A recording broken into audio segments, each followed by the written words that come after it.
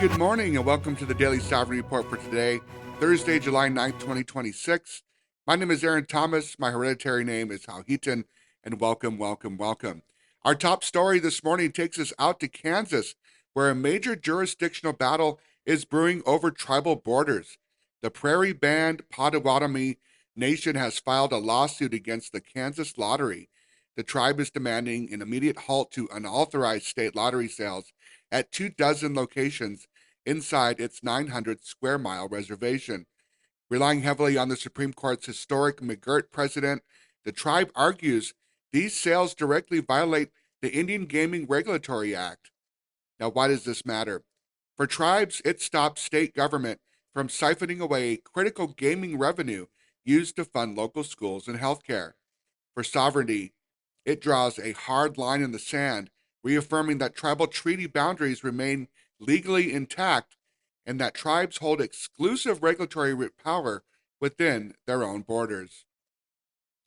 Now, turning to federal policy, a new 162-page report from the White House Domestic Policy Council is drawing sharp criticism.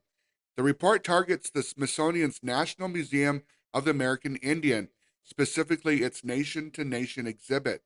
Federal officials are flagging the use of land acknowledgments and discussions of historical genocide, labeling them as radical, activist ideology.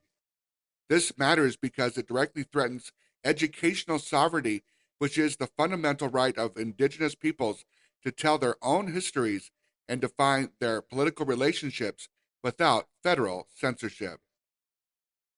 Also in education, California schools have officially hit their final compliance deadline under the expanded California Racial Mascots Act.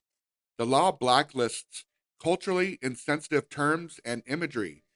While many schools are rebranding, some like Sengar High have successfully formed formal agreements with local tribes to preserve localized heritage respectfully. Now, this is a win for cultural sovereignty, ensuring that tribal identities cannot be exploited or caricatured without explicit consent. In sports, a celebration of excellence. The National Native American Hall of Fame has announced its 2026 inductees. Leading the class is lacrosse superstar Lyle Thompson of the Onondaga Nation, honored alongside trailblazing Lumbee attorney Arlinda Locklear and the late Kauai chairman Richard Milanovich. Thompson continues to use his massive global platform to remind the world that lacrosse is the creator's game, pushing indigenous representation far beyond political halls. Looking at the skies and weather, the National Weather Service is urging tribal communities in the Midwest and Mid-Atlantic to stay alert today. Severe thunderstorms, damaging winds over 60 miles per hour, and flash flooding are expected this afternoon.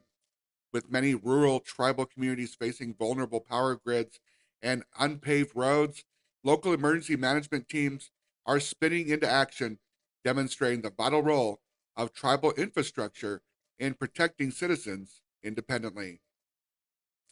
Now, for this morning's deep dive into utility and energy sovereignty, we start on the Navajo Nation, where the Council has unanimously approved a historic $240 million broadband expansion.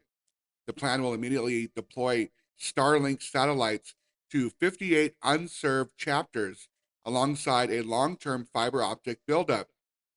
By building, owning, and operating their own telecom networks, the Navajo Nation is executing a massive leap forward in utility sovereignty, ensuring outside corporations no longer dictate their digital future.